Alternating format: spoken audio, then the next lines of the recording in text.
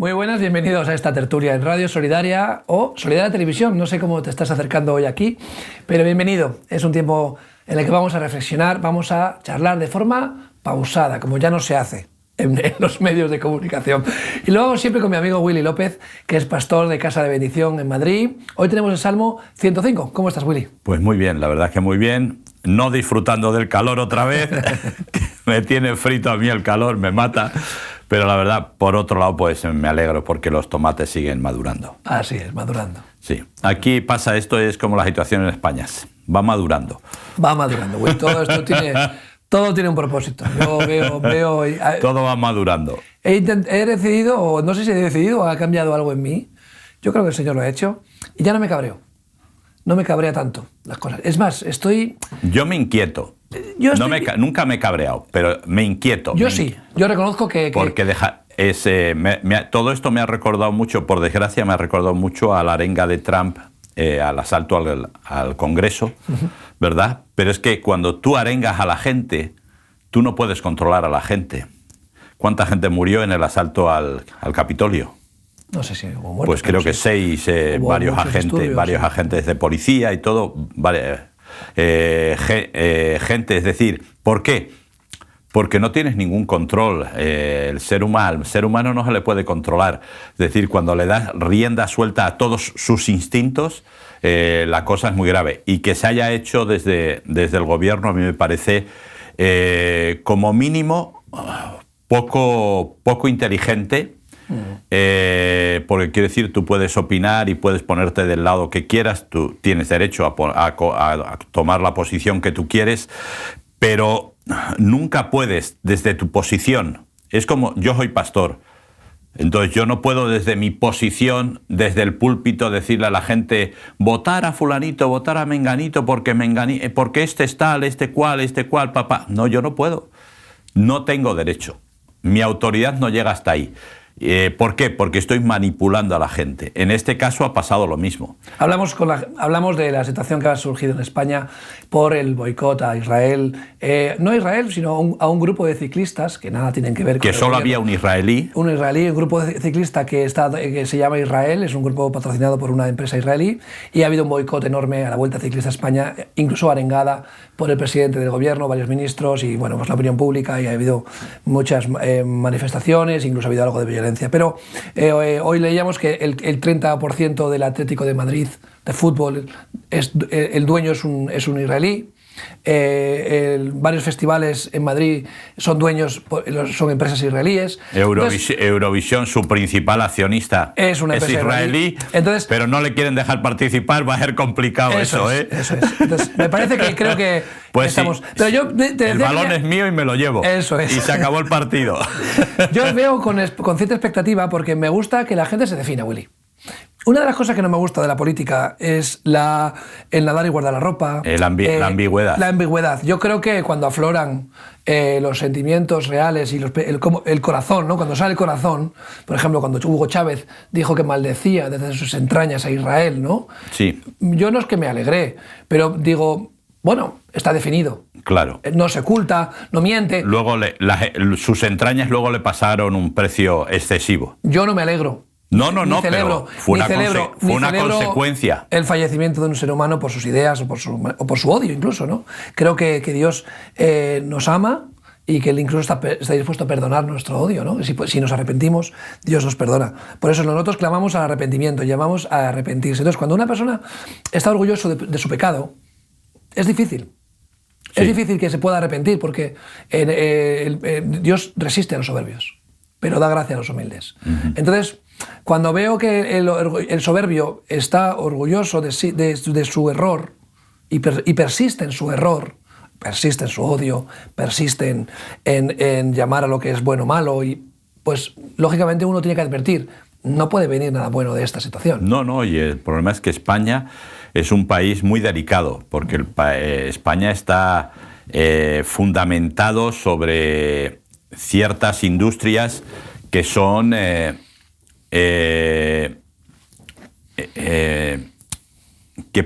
son sensibles.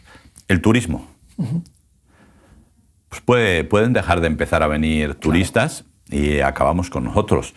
si sigue subiendo la temperatura en el Mediterráneo y empieza a haber las danas tan potentes, si empiezan a venir medusas, si empiezan a venir bichos como el dragón azul y todo eso, podemos acabar. De hecho, los hosteleros, a pesar de tener todo lleno, dicen que ha sido un año mucho peor que el anterior, cuando hemos tenido muchos más días de sol y todo. Es decir, España es un país, porque si España tuviera industria, si España, el campo está dejado de la mano de todos, o sea, olímpicamente, claramente, está en manos de las grandes plataformas de distribución de alimentos, que son los que hacen y deshacen como quieren. No, y con una hiperregulación europea, claro, que machaca al pequeño y machaca con tanta regulación que ahora es imposible, va a venir, ¿no? Ahora, Mercosur, donde van a empezar a venir mucho de América Latina, del sur, está viniendo mucho de Marruecos, está empezando a venir, es decir, tenemos una economía muy sensible.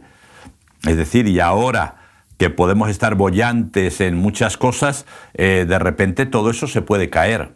Entonces, el enfrentar una situación, porque si tú dijeras que todo lo que has dicho es verdad, pues entonces habría que hacerse un planteamiento. Pero es que mucha de la información que habéis dado no es verdad.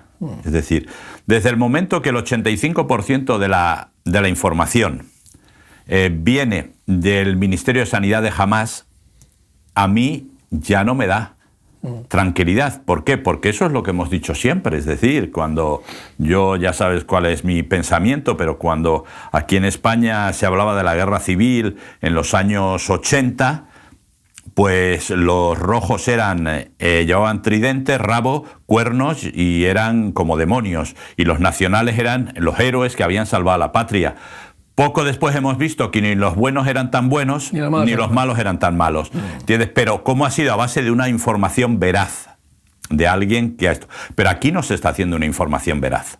O sea, se está manipulando y tergiversando. ¿Por qué? Para mí la mayoría son todos intereses económicos, tanto de la ONU como de un montón de países, ¿no? Están consiguiendo que se hable de ese tema y no estamos hablando de otras cosas. Hombre, pues mira, la ley de dependencia, eso es. Hay muchas cosas en España que hay que arreglar, pero eso ni se toca. Ahí está, entonces no vamos a caer. Yo creo que no debemos caer en la trampa de hablar de lo que ellos quieren que hablemos. Yo creo que nosotros tenemos que hablar de lo que debemos hablar, tenemos que ser luz y tenemos que trasladar nuestro mensaje, porque es que veo todos los medios enfrascados en definir la palabra, si es que es genocidio, no lo es, si es que esto, lo otro. O sea, todo es una manera de entretener y distraer la atención de la situación pues, que nos lleva, donde hay una situación bastante conflictiva, económicamente complicada, hay 1,5 millones de parados ocultos, hay una economía frágil, como tú estás diciendo, el turismo denota que la gente no tiene tanto dinero para gastar. Sí, hay muchos turistas, pero van al Mercadona a comprar la comida hecha. Claro. Ya no van a los restaurantes, ni a las terrazas. Entonces, bueno, hay un cambio de tercio. Nosotros siempre tenemos que buscar no ser positivos para engañar a nadie, sino buscar el propósito de las cosas, ¿no? Incluso las situaciones malas tienen que aprovecharnos para bien, ¿no? Al que ama al Señor todo lo aprovecha para bien, ¿verdad? Claro, pero por eso, fíjate, porque todo esto, que la introducción, que puede parecer una arenga sociopolítica, no es así. Es decir, es un poco para introducir de qué nos habla el Salmo 105, de qué nos habla el salmista, de pacto de Dios con Israel. Esto es así, y el salmista es un salmo largo más o menos, pero lo que va a hacer es desarrollar todo ese pacto, y va a hablar de José, de cuando Jacob entró en Egipto, de todo lo que pasó en Egipto, de cómo Dios levantó a Moisés y Aarón, y dice, hay un versículo que es muy interesante que dice: por causa de mi pueblo castigué a reyes, porque lo que hicieron fue abusar de mi pueblo o tratar de hacer daño a mi pueblo, ¿no? Y de hecho Dios, hay ciertos pueblos, como por ejemplo Amalek, donde le tiene entre ojos. ¿Por qué? Porque fue un pueblo que en vez de usar la ley del desierto de hospitalidad, pan y agua para la gente que pasaba por su territorio, lo que hizo fue atacar la retaguardia y matar a enfermos, matar a niños y matar a ancianos, es decir, de forma cobarde, ¿no?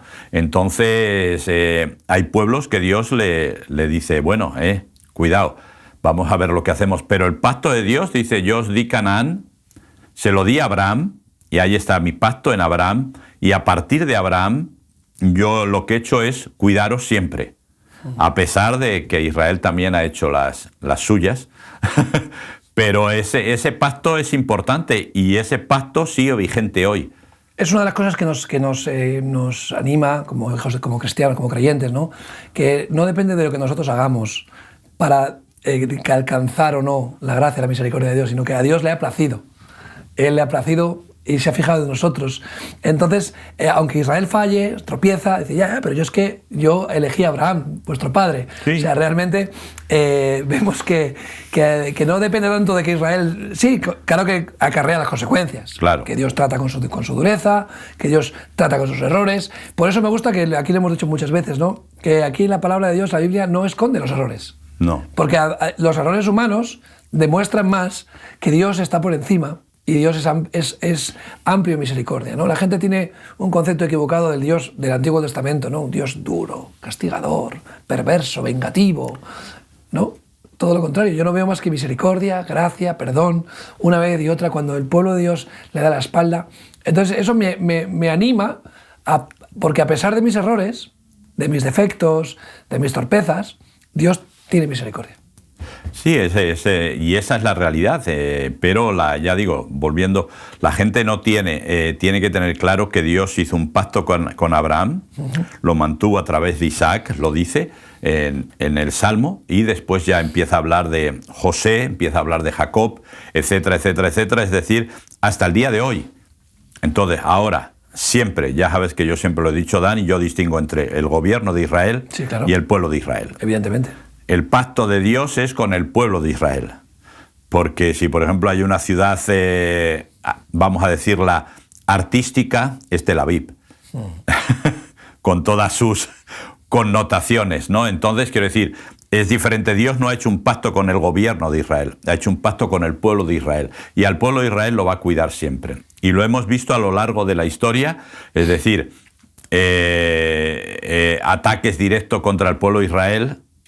Aquí en España somos especialistas con los reyes católicos, en Portugal también, y posteriormente, pues, a partir del año 44, antes de la Segunda Guerra Mundial, con Adolf Hitler. Es decir, siempre ha sido la misma dinámica de anti-Israel o antisemitismo, y ahora, pues, lo que está ocurriendo, pues, otra vez lo mismo, ¿no? Entonces, pero el pacto de Dios se mantiene. Y por eso el salmista anima a alabar a Dios, porque Él no es como nosotros. O sea, si a mí alguien me hace algo, una más, se acabó. Una más, Santo Tomás, nada más. No, o sea, ya no te preocupes, que yo perdono, pero no olvido. Entonces a mí no me la vuelves a jugar.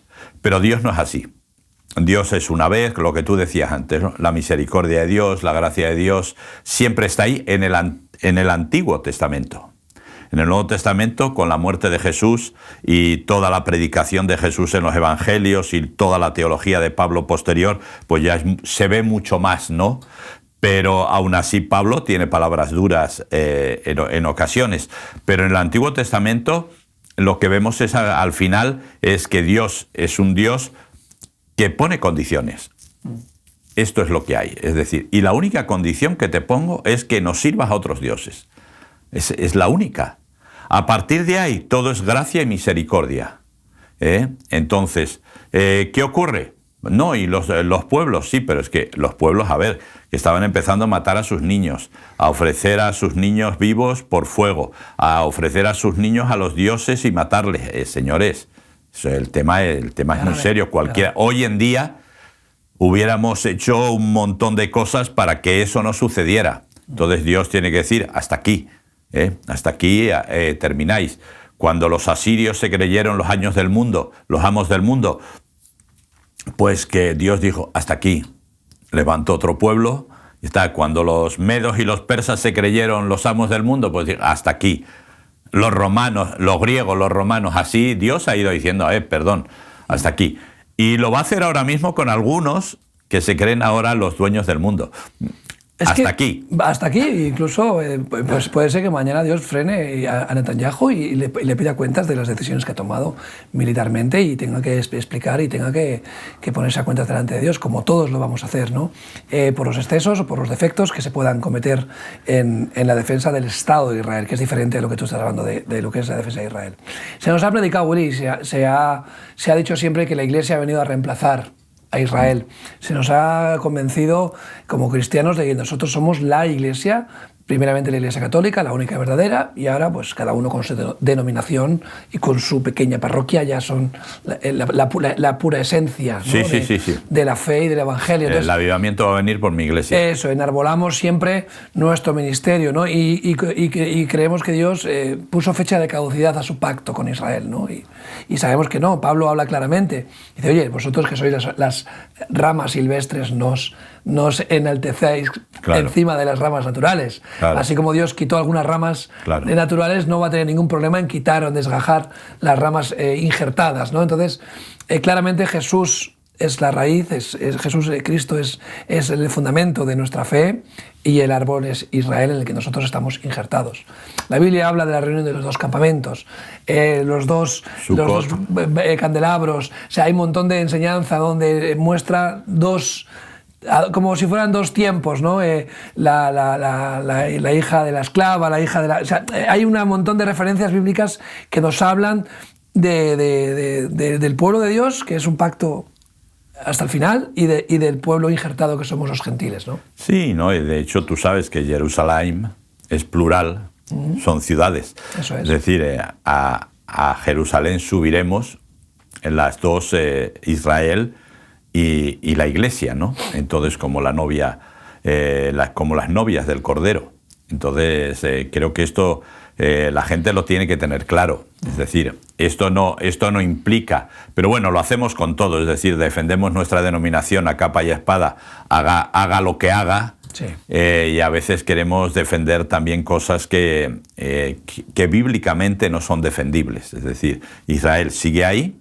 Y el pacto de Dios, dice el salmista, sigue ahí, lo llevé y me la jugué por vosotros. Es decir, sí, que claro, el tema es muy serio. Es decir, yo permití que José pasara por una situación muy complicada y simplemente era mi abanderado, el que iba delante, como el caso de Juan el Bautista, pero en este caso el que iba delante para traer salvación a Israel. Es decir, tiempo de hambre, tiempo de pasarlo mal, y José, la cárcel, acusado injustamente, un montón de cosas, casi olvidado por sus compañeros de celda, pero al final Dios llega a su tiempo, y cuando llega el tiempo de Dios, Dios cumple su palabra. Y José sale y Faraón, bueno, el principal de Egipto, ¿verdad?, lo pone por encima de todos. Es decir, es eso. Y lo que hace simplemente fue traer salvación, porque allí tuvieron que acudir los hermanos a comprar trigo y grano, no había nadie más. Y allí tuvo que acercarse prácticamente todos los pueblos de alrededor a comprar grano, es decir, que es un modelo de salvación, lo mismo que luego lo fue Jesús en el Nuevo Testamento, lógicamente con connotaciones diferentes, pero José, y después empieza a hablar de cómo Jacob entra en la tierra de Cam, una tierra que los egipcios no querían para nada, porque había ciertos animales que los egipcios no les gustaban mucho, los consideraban inmundos, ¿verdad? Y cómo Dios va fortaleciendo un pueblo, y a pesar de una orden de otro faraón que no conocía ya a José ni la obra de José, habló de matar a todos los primogénitos chicos, ¿verdad? Pero Dios creó un pueblo fuerte que, a pesar de que los hacían trabajar como bestias y todo, Dios... Y luego vuelve a relatar cómo Dios cambia el corazón de Faraón para que vaya en contra del pueblo de Israel, y comienzan las plagas, ¿no? O sea, sigue ahí. Eso es muy interesante. Hay un par de cosas que destacamos, si quieres ir ahí en ese punto. Una de las cosas que pasó con Israel cuando estaban en la tierra de Cam, como todo es relatado, es que ya después de tantos años tenían casas artesonadas. Ajá. Habían construido un pueblo, una villa, un lugar muy próspero. Claro. Dentro del Egipto era un pueblo, una nación próspera. Dios les bendecía. Y así ha sido a lo largo de la historia, donde los israelitas han estado en guetos, han estado apartados, han estado en un lado. Da igual, a ellos les ha ido bien y han sido prósperos, se han prosperado. Principalmente porque Dios está detrás. Seguidamente ellos conservan la palabra de Dios, instruyen a sus hijos en la palabra de Dios, leen, desarrollan inteligencia, desarrollan habilidades y sabiduría, ¿no? Eso era un impedimento. Era una bendición, pero era un impedimento. Se estaban olvidando del pacto. Eso es. Y entonces Dios también, las plagas no solamente eran, aunque ellos no sufrieron plagas, Bueno, las 3 primeras fueron conjuntas, eso después es. ya no. Pero ellos en las plagas fue casi como un acicate para que, Claro. que los propios egipcios les expulsaran, fíjate, que se deshagan de sus esclavos, ¿no? Claro. Es una manera de decir, oye, iros de aquí, llevaros vuestras plagas, ¿no? Entonces, por un lado, la expulsión de los hebreos de Egipto fue de bendición para Israel, porque de ahí nació el pueblo, pero fue de maldición para Egipto. Porque el hecho de expulsar a los hebreos no fue una cosa que trajera buenas consecuencias. A lo largo de la historia vemos que los países que han expulsado, ¿no?, a los hebreos, a los judíos, que han boicoteado, que han perseguido a Israel, bueno, pues han sufrido sus consecuencias también, ¿no? Sí, y no solamente eso, que por ahí se va diciendo, no, es que los hebreos salieron de Egipto y robaron a los... Mentira. Ahí el salmista lo dice claramente. Dice, iros, por favor. Iros, porque ya la última plaga, lógicamente, fue la más dura, que fue la muerte de los primogénitos de Egipto, que Dios había avisado, y que los egipcios, en muchos de ellos, podían haber habitado, porque solamente era cuestión de haber tomado el cordero y haber puesto la sangre en los dinteles, pero bueno, ellos, como adoraban a Amón-Ra, pues dijeron, no, nuestro Dios nos va a proteger, pero no ocurrió así. Y ese fue el detonante para decir, les dieron oro, alhajas, seda, le dieron todas las riquezas que pudieron. Queremos que os vayáis, porque mientras estéis aquí, Dios va a estar contra nosotros. Y si Dios está contra nosotros, lógicamente no tenemos nada que hacer. Y es un poco lo que tú comentabas, es decir, países como España, que en principio uno puede pensar, pues fueron expulsados, pero por ejemplo Felipe II fue uno de los reyes que más odio tuvo a los judíos, y con Felipe II empezó el declinar del famoso imperio español donde no se ponía el sol nunca, ¿no? Entonces quiero decir que todo eso va ocurriendo. En Portugal ocurrió lo mismo con lo que se hizo. Y en diferentes lugares ha pasado lo mismo. Es decir, el problema es cuando tú vas contra el pueblo de Israel. Entonces, cuando tú vas donde el pueblo de Israel, Dios ha dicho claramente, yo los voy a cuidar.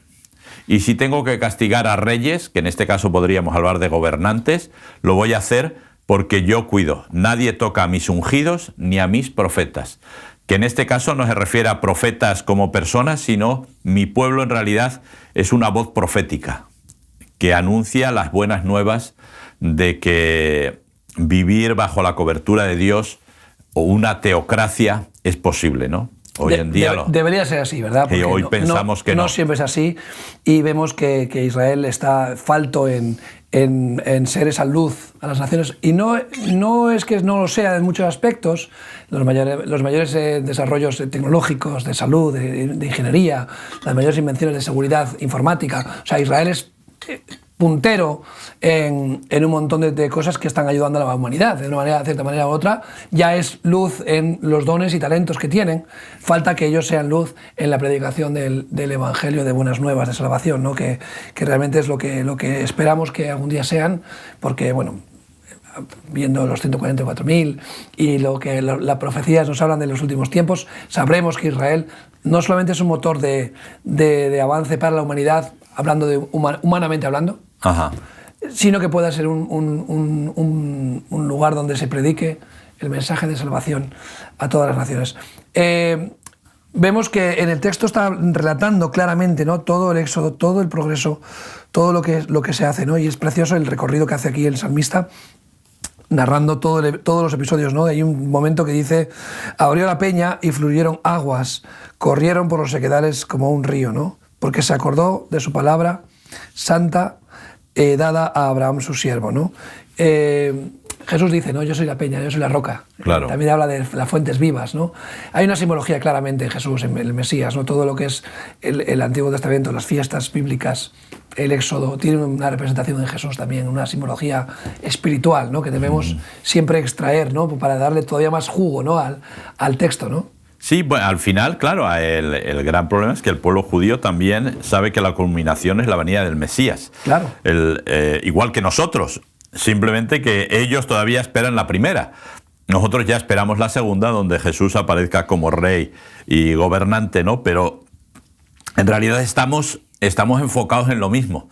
Para que ellos perdieron tal vez aquella oportunidad de reconocer al Mesías que vino, el Mesías sufriente o sirviente que relata Isaías. Como cordero fue llevado, etcétera, etcétera. Parece que aquel texto no les cuadraba mucho. Algunos lo aplican al propio Israel, pero claro, no tiene mucho, no encaja mucho, ¿no? Entonces, es importante, ya digo, y cómo el salmista, me resulta muy curioso cómo el salmista conoce toda la historia y cómo va relatando, porque hay, por ejemplo, cosas que no relata el paso del Mar Rojo, pero no relata que los egipcios murieron en él. O sea, para él no era importante. Para él lo que era importante es que Dios cumplía su pacto.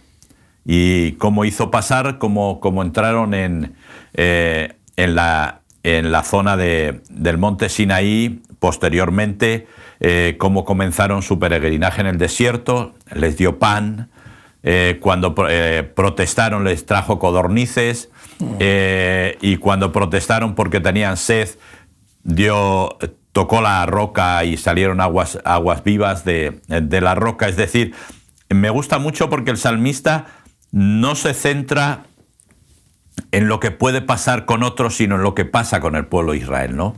Y a mí me gusta mucho esto porque yo pienso a veces que hoy en día en la Iglesia nos preocupamos demasiado de lo que nos pueden hacer otros, tanto bueno como malo, ¿no? Que seamos reconocidos, que seamos influyentes, que nos tengan en cuenta, que nos inviten a todos los actos públicos, y estamos muy preocupados de eso e incluso gastamos bastante tiempo en eso, cuando realmente eso no es lo importante. Es decir, lo importante es que Dios cumpla su palabra. Sí. Y su pacto, y hay una canción por ahí que dice Dios de pactos, ¿verdad? Dios ha hecho también un pacto con la Iglesia. Lo mismo que lo hizo con Israel, lo ha hecho con la Iglesia, ¿verdad? Y ese pacto lo va a mantener, y eso es lo importante. Pero hay frases que son muy, muy significativas. En el mundo tendréis aflicción, pero no os preocupéis que yo he vencido al mundo.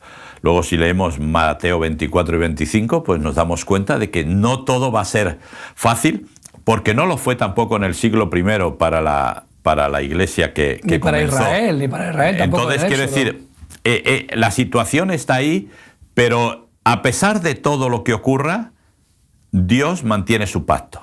Y yo creo que es ahora lo que a Israel le mantiene en cierta manera tranquilo, ¿no? Con todo el bullicio y con todo lo que se está montando y todo un poco la preocupación y todo, pero les mantiene tranquilos sabiendo que Dios siempre les ha cuidado y que Dios les va a seguir cuidando, ¿no? Está más presente en la vida del día a día del israelí, ya no hablo de los israelitas, sino del israelí hoy en día, ¿no? Ayer entrevisté a un israelí que está dando conferencias y me pudo contar su experiencia, y creo que no es un tema de conciencia, creo que es un tema de lo que tú dices, hay una gran confianza en el Señor, sabiendo que aunque están pasando penurias, aunque la opinión pública va en contra de ellos, me alegra ver que no les afecta tanto.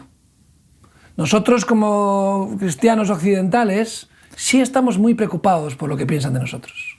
Sí. Sí estamos muy preocupados cuando nos calumnian, y la palabra del Evangelio nos dice, oye, cuando te calumnien, siendo mentira, Claro. es motivo de alegría, es motivo de gozo. Por eso digo que cuando ahora están calumniando y mintiendo a sabiendas con respecto a Israel, aunque te produce cierta sensación agridulce o tristeza, también es una sensación de decir, algo están haciendo bien, que los demonios están en contra y se revuelven. Porque para mí, sinceramente, detrás de estos gobiernos, de estos populistas, Sí, claro. hay espíritus y claramente hay personas o sea, hay personas dominadas por el odio y por los demonios, ¿no? Por lo menos influenciadas, ¿no? Sí, hay principados, potestades, Entonces, etcétera, etcétera. Dices, bueno, oye, dime quién te critica, ¿no? O sea, el que te critica, ¿qué es lo que aplaude, no? Cuando el que te critica está aplaudiendo a Hamás, está aplaudiendo el boicot violento a la vuelta ciclista, cuando el que critica a Israel está a favor de todo lo que ataca nuestros principios judio-cristianos, aborto, eutanasia, apoyarle todo tipo de desvaríos y de invenciones moralmente cuestionables, pues entonces quizás no sea tan malo lo que esté pasando. Porque es lo que te he dicho antes, cada uno se define. Claro. Ya te quitas la máscara, ¿no? Y parece que más de uno se está quitando la máscara, ¿no? Claro. Y dentro del pueblo cristiano también hay gente que se está quitando la máscara y está sacando su verdadera manera de pensar, ¿no? Y a mí eso me produce cierta satisfacción, decir, oye, por lo menos sabemos quién es quién y dónde está cada uno. Claro. No para castigar ni para condenar, para debatir, vamos a hablar, vamos a ver cuál es tu posición, vamos a ver, porque siempre hemos tenido una posición muy políticamente correcta. Ya. Quizás ahora sea un tiempo en el que la gente ya se está quitando la máscara de la hipocresía, no la máscara del civismo, que espero que se nos la quite nadie, de que seamos cívicos, educados, que seamos respetuosos, que tengamos temor de Dios, ¿no? Pero la máscara de la fachada de la hipocresía, ¿no? Religiosa, ¿no? Ya. Sí, no, la realidad es esa, Dani, es decir, no sé, yo creo que nos pasamos demasiado tiempo. A mí todo lo que está pasando, por un lado, me inquieta porque, bueno, pues ahora yo lo he visto en la Vuelta Ciclista, o sea, cruzarse manifestantes con una pancarta delante de los ciclistas, es decir, un ciclista es una persona súper frágil, lo tocas y madre mía, y uno de ellos pues esquivó la pancarta y apartó de un manotazo a un manifestante para pasar y el manifestante lo tiró al suelo. Es decir, ese tipo de cosas me inquietan, que cruces una cadena, que cruces un tronco, que tires chinchetas a la cara de los... Estoy hablando de los deportistas, o sea, no estoy hablando de otra cosa, estoy hablando de gente... Para mí los deportistas merecen un respeto absoluto, pero los ciclistas... Sí, porque es mucho más. Muy expuestos. No solamente por eso, es que unas velocidades yo he viajado, he subido a los lagos de Covadonga y en lo que denominan la huesera, el coche, si te descuidas, se te cala en primera. Y eso lo suben con una bici. Con una bici. Señores míos, ¿eh? Y hay puertos todavía mucho más peliagudos que eso, o si vas ya cuando los Alpes o otros lugares, ¿verdad? Es decir, se merecen todo el respeto.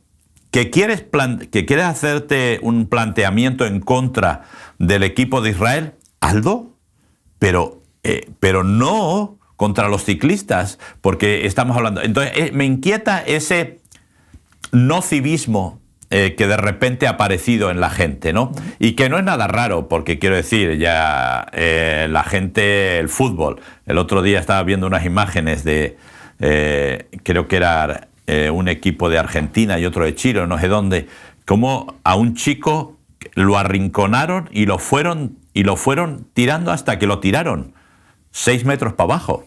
Creo que se mató, pero no salió en las imágenes. Es decir, por el fútbol. Entonces, quiero decir, el civismo, como tú dices, que se mantenga, ¿no? Y por otro lado, sí me gusta el que me hace mantenerme alerta. Que no todo es fácil, que no todo está hecho, que las cosas pueden cambiar en cualquier momento. En un momento. Y que en cualquier momento Lo hemos visto con el espíritu guerra civilista, Willy. Tú has visto cómo entregaban gente de ambos bandos señalando. Hoy en día, con que digan que eres fascista, bueno, oye, pues ya te han puesto un letrero en el que quizás se pueda llegar a justificar que te peguen un tiro, como se ha pasado en Estados Unidos hace una semana o dos, ¿no? O sea, y gente justificando. No, es que por su discurso hay que matarlo, es que es un fascista, no está bien. O sea, entonces, cuando ya te ponen un letrero, mañana nos pondrán un letrero a ti y a mí, como creyentes, pues como se ponía una estrella de David en la Shoah en Alemania, y entonces se justificaba cualquier clase de tropelía porque es que era un judío, ¿no? Entonces, bueno, está pasando en Eritrea, está pasando en Nigeria, está pasando... Te ponen un cartel cristiano, ya está, y te pueden matar porque eres un cristiano. Claro. Entonces está pasando en Siria, donde están matando a los drusos. Pero matándolos, Willy, de una manera que no te puedes imaginar, una limpieza étnica. Eso sí que es una limpieza étnica. Eso sí que es un genocidio, pero nadie habla de ello. No. Entonces el pueblo druso en Siria está desapareciendo porque son lo más infiel que puede ser para un musulmán. Entonces, mañana nos pondrán carteles y entonces ese cartel dará el pistoletazo de salida para toda clase de tropelías, ¿no? Entonces sale lo que hay dentro de la gente. Y la gente que en Alemania señalaban al judío eran vecinos, amigos, eran gente que estaban en el contexto, ¿no? Entonces, la naturaleza humana es así. En un momento cambia un chip y el espíritu de supervivencia o el espíritu criminal, no sé, que surge de cada uno. Entonces, por eso, mantengamos los espíritus fuera de nosotros, que el Espíritu Santo sea el que nos domine, porque todos tenemos una naturaleza humana de pecaminosa, que quien te dice a ti que tú no puedes reaccionar de una manera que no sea la adecuada. No estoy exento ni yo. De reaccionar de mala manera si veo cualquier peligro, cualquier intento de agresión. A lo que me refiero es que la naturaleza humana está ahí, no quiero señalar a humanos concretos. Por eso no necesita ser arengada, que ya nos valemos solos, nosotros solos ya somos capaces de hacer auténticas barbaridades y tropelías, que no necesitamos que nadie nos anime desde ningún sitio. Así que ya te digo, entonces... Ya digo, va hablando y va mencionando cómo al final... Te leo el final, Willy, porque me encanta. Creo que es tres versículos maravillosos. Dice: sacó a su pueblo con gozo, con júbilo, a sus escogidos. Les dio las tierras de las naciones y las labores de los pueblos heredaron, para que guardasen, y aquí es lo importante, para que guardasen sus estatutos y cumpliesen sus leyes. Cuando Moisés le dice a Faraón, deja a mi pueblo ir, le dice, porque Dios quiere que le sirvan. O sea, hay un porqué. Sí. Yo siempre digo esto, el Señor quiere que salgas de Egipto para servir a Dios. Claro. No porque quiera sacarte solamente de Egipto. El problema sí, eres esclavo, estás bajo el mundo, Dios quiere sacarte de ahí, pero con un propósito. Que cumplas una función dentro de su reino, dentro de su pueblo, ¿verdad? Y creo que David también se está diciendo, le sacó de Egipto para que sirvieran y cumplieran sus mandamientos. Sí, y además, claro, lo que tú decías, quiero decir, había de repente en los tiempos de José, los hebreos eran bien mirados, prosperaban, crecían, todo genial, todo fantástico. Hasta que no. Claro. ¿Qué pasó? Que llegó un momento que Dios les dijo, mirar, esto es una transición de 400 años, que no es casi nada, ¿verdad? Pero es tiempo de que recordéis cuál es el propósito. Pero en Babilonia pasó lo mismo. Claro. Recuerda que cuando empiezan a volver a la tierra prometida, después de estar 70 años en la Babilonia, empiezan a construirse sus casas. Y vemos la palabra que dice, es tiempo de que hagas casas artesonadas, cuando mi casa está vacía. Dice, oye, primero reconstruir el templo, levantar altar al Señor y luego ya os haréis vuestras casas, ¿no? O sea, los hebreos que salieron de Babilonia estaban más preocupados en construirse una casa en Judea, Samaria, en la tierra que había sido conquistada por los babilonios, que reconstruir el templo. Claro. Y Dios le dice, no, primero mi casa. Claro. Y aquí está diciendo, os he sacado de Egipto para que me sirváis. Claro. Y cuando tú vienes al Señor y tú tienes un encuentro con el Señor y Dios te rescata del pecado, te libra de las cadenas de la esclavitud del pecado, te dice, para que me sirvas. Claro. Cuidado, que te doy un nuevo propósito en la vida, que no te estoy salvando solamente por el hecho de salvarte, que está muy bien, pero te salvo para que tengas una nueva vida en mí, que cumplas mi voluntad, que me sirvas, que cumplas mis propósitos. Eso es mi manera de pensar, vamos. Sí, no, pero además con un aditivo, ¿no? Y es que Dios no quiere que nadie le sirva por fuerza. No, claro, eso es. Dios lo que quiere son siervos por amor. Aquellos siervos que después de 7 años de estar con su amo, normalmente por necesidad, porque había que autoesclavizarse para poder tener dinero para vivir, ¿verdad? Tenías la opción de decir, sabías que tu amo te iba a dar parte del ganado, parte de lo que habías ganado, te ibas a ir con tu esposa y con tus hijos que habías tenido durante ese tiempo, todo eso era tuyo, o si considerabas que el amo era bueno, pues decías, hasta aquí, me quedo para siempre. Y ahí te ponían, aquellos sí era un piercing, te ponían, ¿verdad? Y a partir de ese momento era un siervo. Eso es lo que Dios quiere de nosotros, es decir, que seamos siervos por amor, que decidamos, ¿Dios es bueno? Sí, pues me quedo contigo y me quedo para siempre. O sea, no me obligas, porque hay mucha gente que piensa y que dice, no, es que claro, Dios es un Dios que exige. Dios no exige nada. Pero lo vemos mucho. Mucha gente viene a Dios con un problema. Claro. Lo vemos en nuestro ministerio, con adicciones, con alcoholismo, con abandonos, con traumas. Vienen, son tratados de sus problemas y cuando son restituidos, son restaurados, tienen que elegir.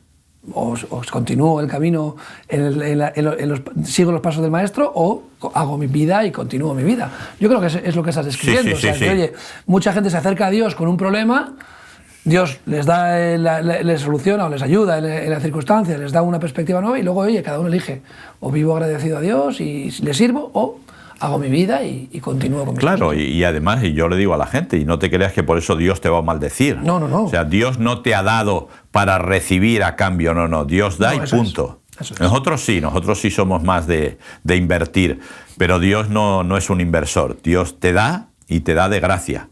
Y simplemente luego tú decides. Eso es. Y yo creo que esa es la gran maravilla del Evangelio.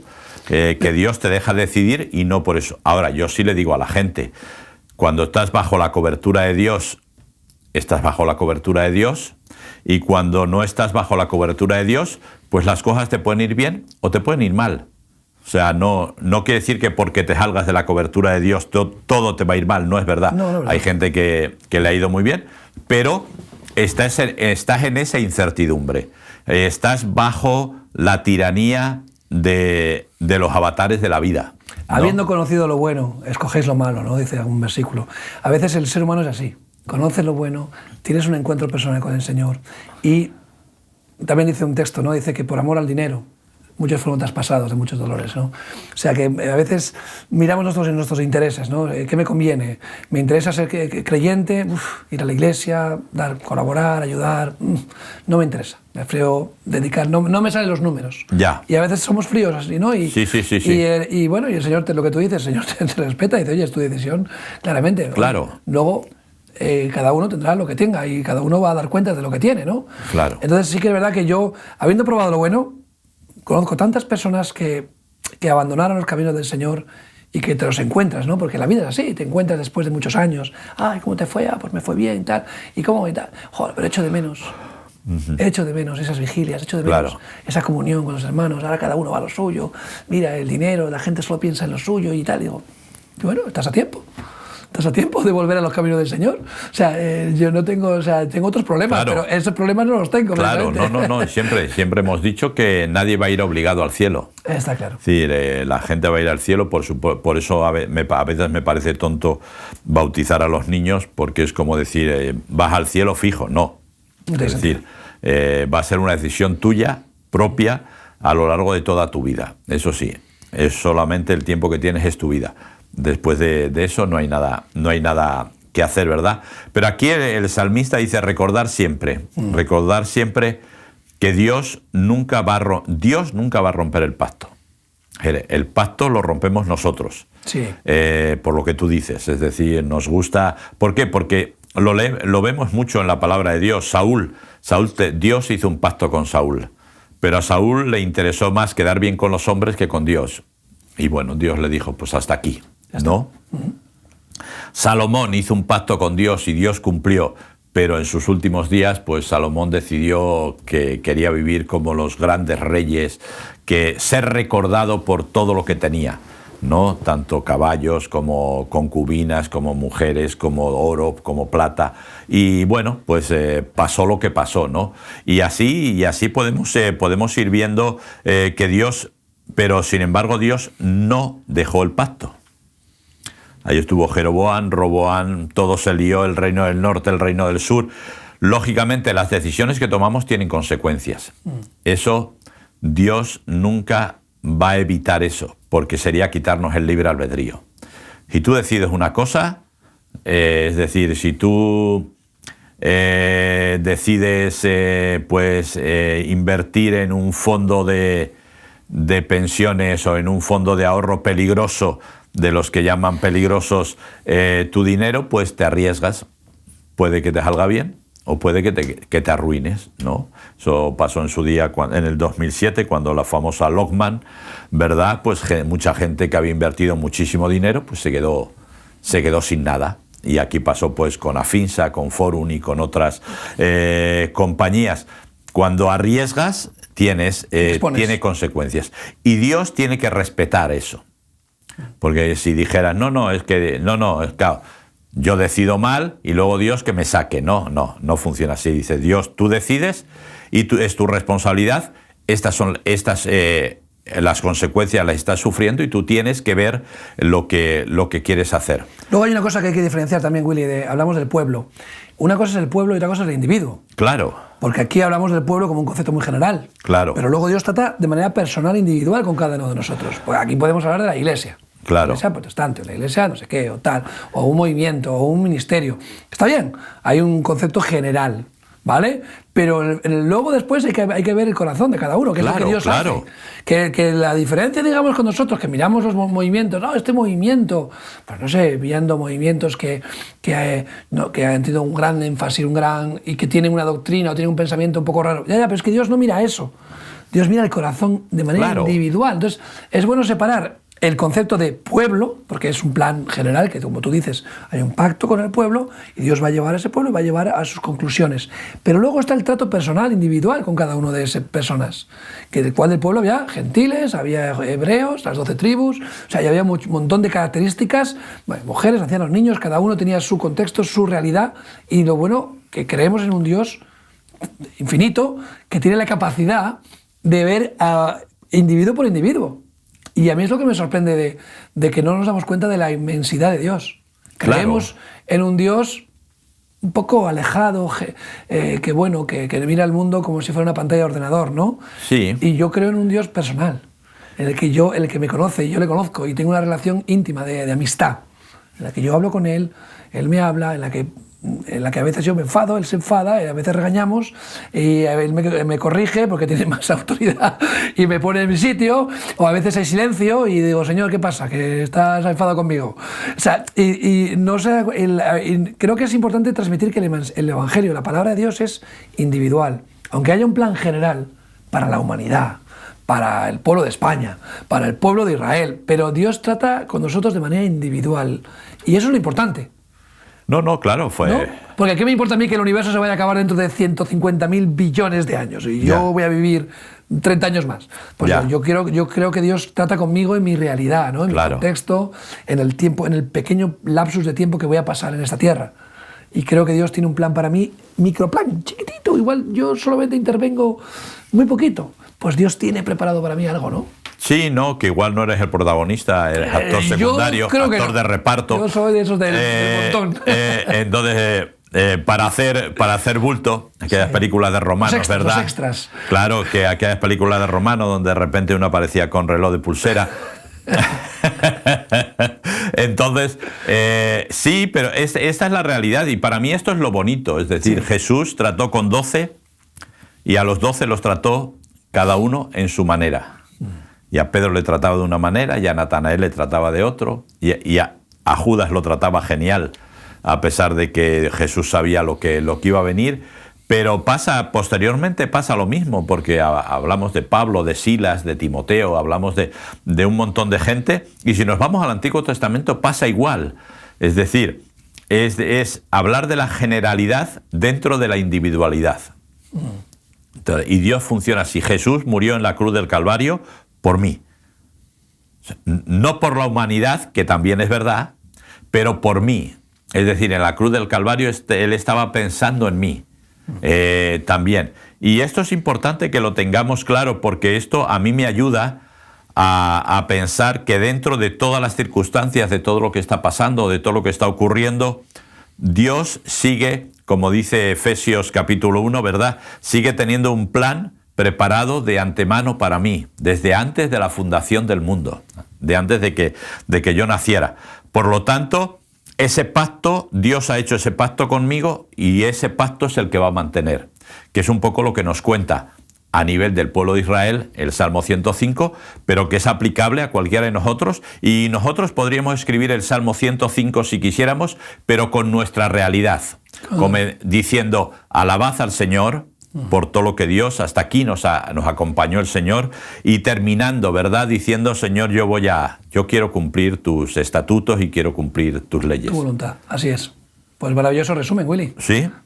Muchas gracias. Nada. Que tú y yo podamos contar ese Salmo 105 personal, que puedas contar tu testimonio, alabar al Señor y declarar su poder. Hasta muy pronto. Que Dios te bendiga.